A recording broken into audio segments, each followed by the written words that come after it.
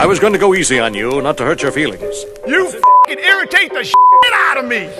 I'm only going to get this one chance. It's just a feeling I've got. Like something's about to happen, but I don't know what. All I hear, go get the money. So I go get it. Hate means I do something right.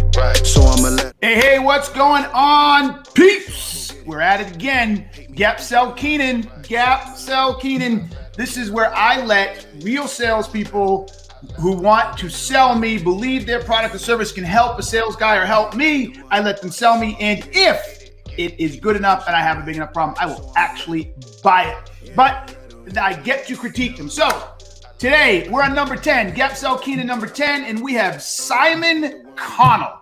Simon, my brother. How you doing? Good, baby. How you doing? Yeah, I'm really good, thanks. I love it. All right, my man. Let's get the floor is yours. Excellent. So obviously the purpose of today is to find out a bit more about what you guys are doing and, whether we can help or not. It's always good to get in there and find out a bit more about things that you're doing around the employment process for people there. So quick heads up on what we do. Our system is designed to help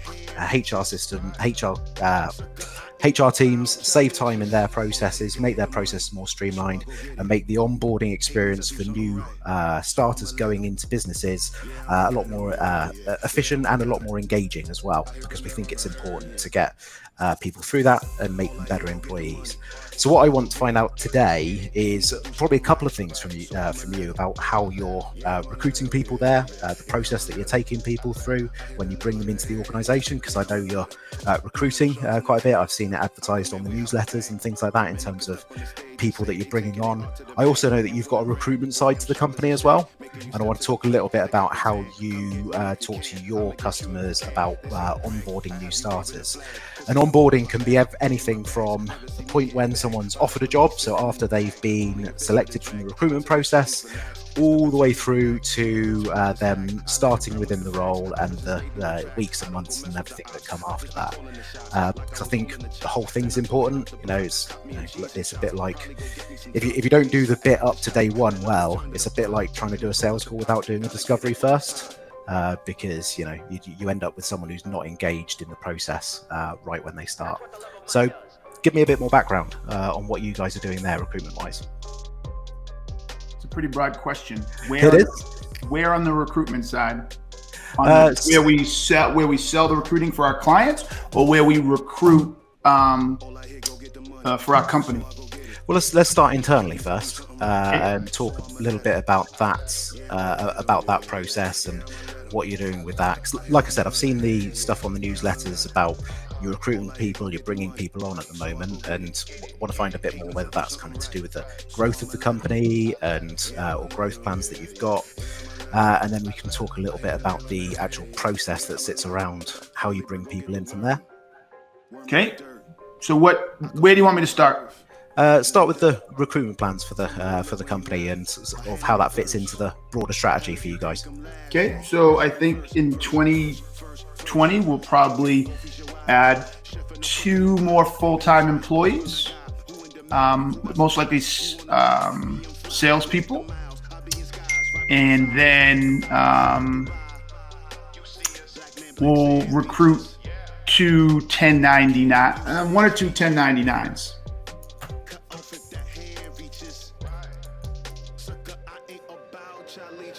Excellent. And does that kind of fit into part of the growth plans for the business overall in terms of what your strategy is for going forward? Yes, it does. 100%.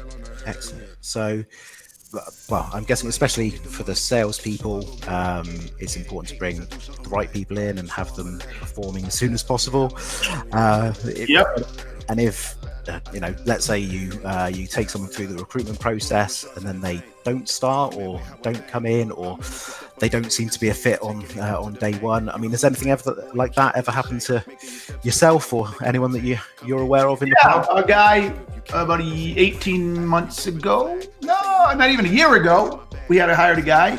I knew it was a bad hire, but I fell victim to my own bullshit. And so, yeah, we hired him and he lasted 3 months at best. So how did you know he was a bad hire? he just didn't fit what we need, but we were behind in our hiring goals. We had a set of goals to drive out to the plan, and he was basically queen of the pigs. And I was like, well, I convinced myself that he could do a portion of it, and we'd figure out how to get the other portion done, but he couldn't even do the portion I was hoping he could do. So it was a shit show. Okay. And when did you start noticing that? Was that so like after he started, or were there even warning signs? There were warning signs beforehand, but I noticed within the first 30 days. Okay. Excellent. That's good to know. So in terms of the process when you're bringing those people in, obviously you've got an interview process that you're going through. I'm guessing you're involved in that in terms of finding the right people and getting the right people into the process. And like you say, it's very easy to get a feel for people as they're going through that interview process. Talk to me about the process after you've said, yeah, this is the person, this is the guy, this is the girl, this is the person that we want to bring in. Talk to me a little bit about how that works. Is that pretty simple? We're a small company. We send out an offer letter, they sign it. So usually after they say yes, send an offer letter, they sign the offer letter. We give them a start date. We enroll them in their medical insurance. We get them. We have a list of all the stuff we got to get them. We have an onboarding process, if you will, that spends time, getting them all the logins for our sales stack, that gets them set up on the insurance, that gets the I-9 down, like all that stuff. And then we get it. I don't know if that's what you're talking about. Yeah. I mean, how do you manage that at the moment? I mean, you're fairly, it's fairly low in terms of the numbers and stuff that you're bringing through. But is that just a spreadsheet that people keep on top of to make sure that all of that stuff's done? When you're only hiring when you're only hiring 1 or 2 people a year, it's not too fucking hard. You know what I'm saying? No. It's not like I got 8 people like, oh wait, Jennifer, we don't have her I-9. Oh snap, we forgot Tommy's insurance. It's pretty easy. You know what I'm saying? Here's the person, here's the stuff, and it's done. Yeah. No, that's cool. If that's working for you at the moment, that's awesome.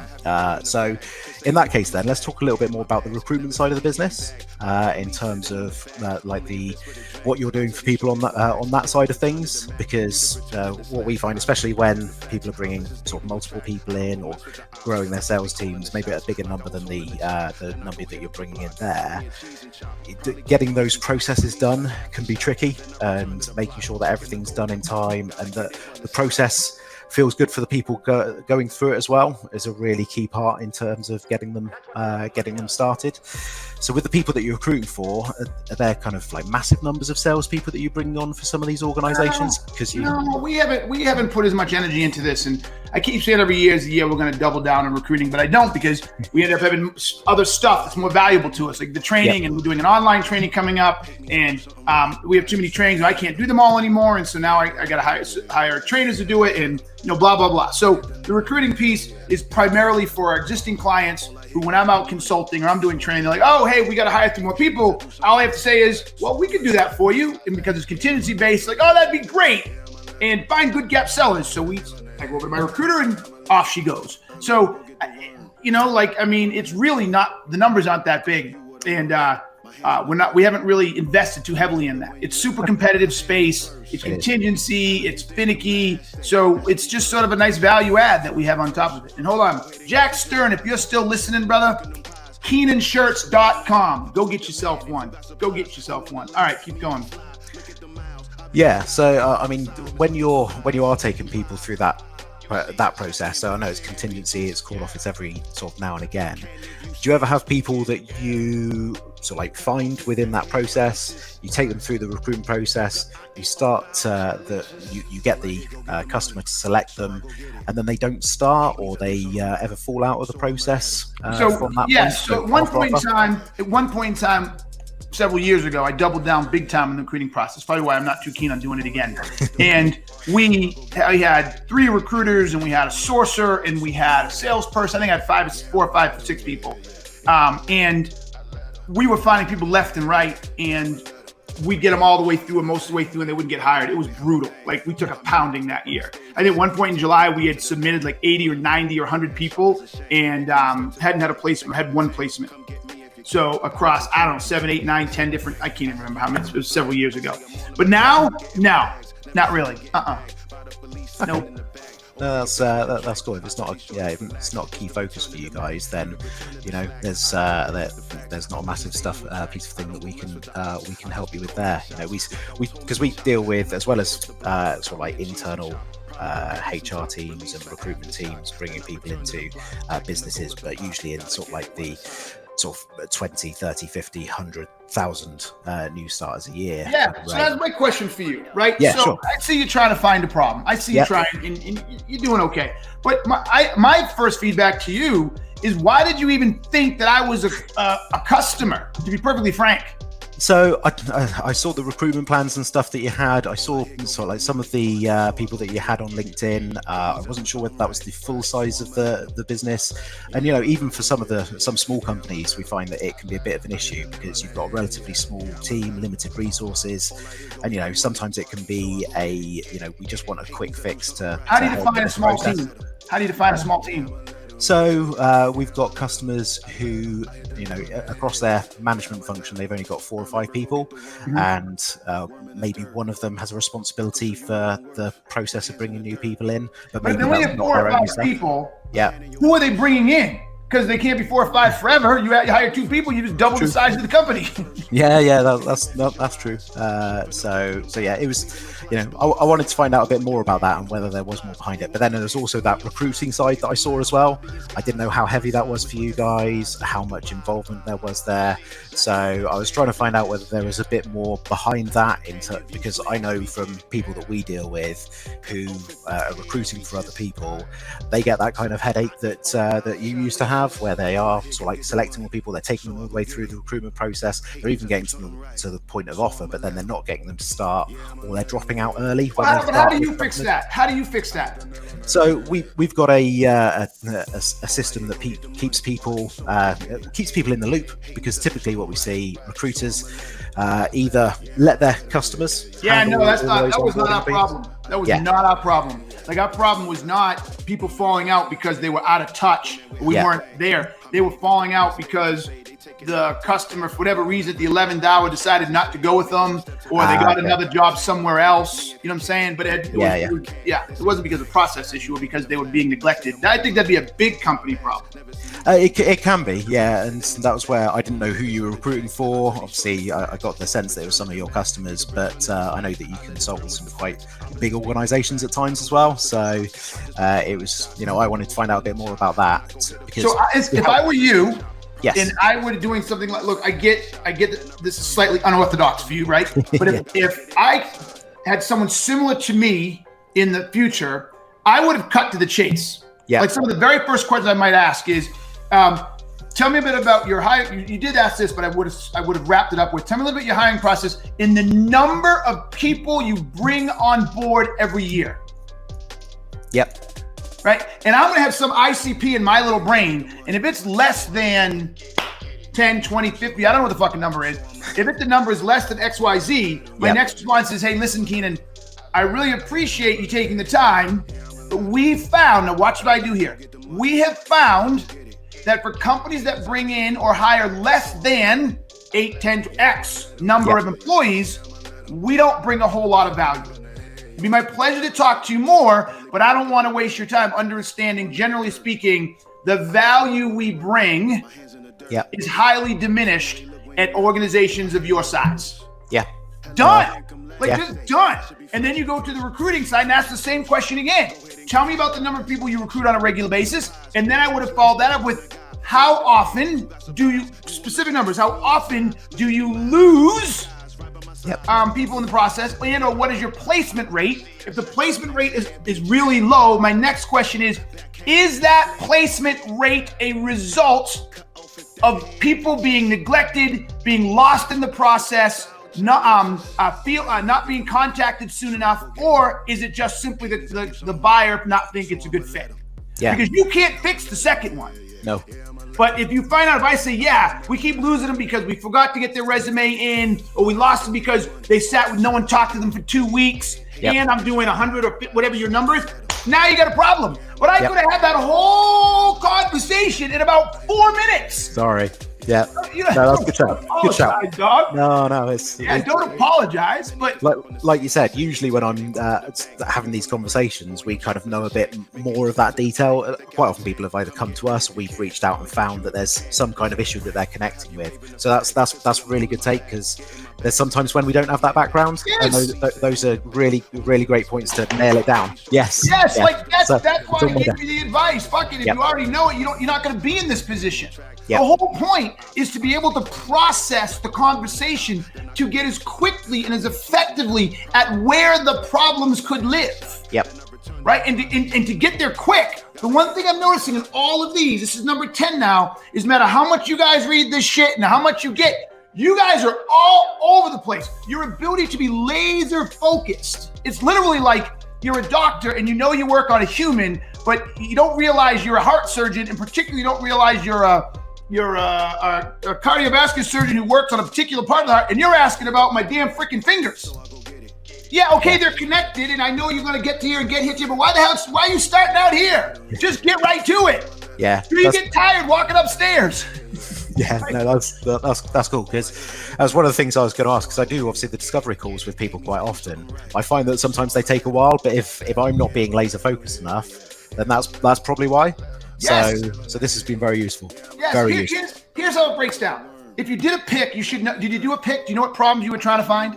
Yeah. So I was trying to find either the time issue internally, because that's a really big one for people, or that people dropping out for recruiters. Good. Let's go with the time one internally. You should have asked that right away. So if you weren't going to ask how many people I recruit, which hire, you should ask everybody right away. Yeah. But even if you didn't ask that one, you should ask right away. Keenan, how much time do you think on average it takes you to get somebody onboarded? And I was like, I don't know, a couple of days. And then you might have said, well, that's not too bad. Then you might have said, well, what are the steps to walk through that? Have you ever lost something, not got something done? Have someone out of compliance, forgot an I-9, didn't get them signed up? And the answer is no. You got nothing. Yeah. Like 2-3 questions, done. Yep. Like all that other shit, waste of time. Yeah. But old bad habits die hard, don't they? Yes. Yeah. But it's okay, because here's the cool part. Those questions you ask aren't bad questions if you get more of the answers you want when you go right at it. So if I say, you know what, I have lost a bunch. Could you tell me more about that? What happened? Okay. And then you say, oh, you're going to hire 50 people this year. Are you concerned that's going to happen again? Yep. Right. To walk me through what you did after having to keep it from happening again. Well, we really didn't do anything. We just said pay more attention. So what are you doing to track that, right? We're using an Excel spreadsheet. Okay. Are you using it in Google Docs, or are you using it isolated? So now you have version control. Like, I can go out once I start here. I don't know why everybody wants to start way the fuck out here and try to come in. That's like, you're going to miss it. Get here and build on it. Okay. And if you can't get here, then you got nothing. Yep. Is that fair? That's really good, because like I said, I feel like I've been spending too long in the discovery call sometimes, but just starting there and building out rather than trying to find everything all at once at that broad strategy level, then that's really good. Thank you very much for that. My pleasure, baby. My pleasure. I wish you the best of luck. Thank you. You know what I'm going to do? I'm going to change the setup right now, because I want to give back to everybody watching. So from now on, I better make a note or I'll forget. After somebody's done, the reward is I'm going to give you 10 seconds or 15 seconds just to tell everybody who you are, the name of your company, and what you do, so that if they have that type of problem, they can call you. Yeah, sure.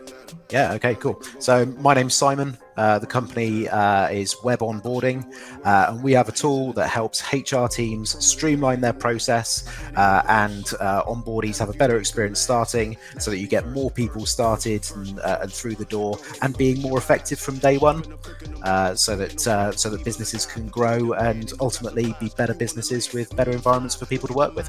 Beautiful. So that was all future state. I can live with it. You got your 15 seconds.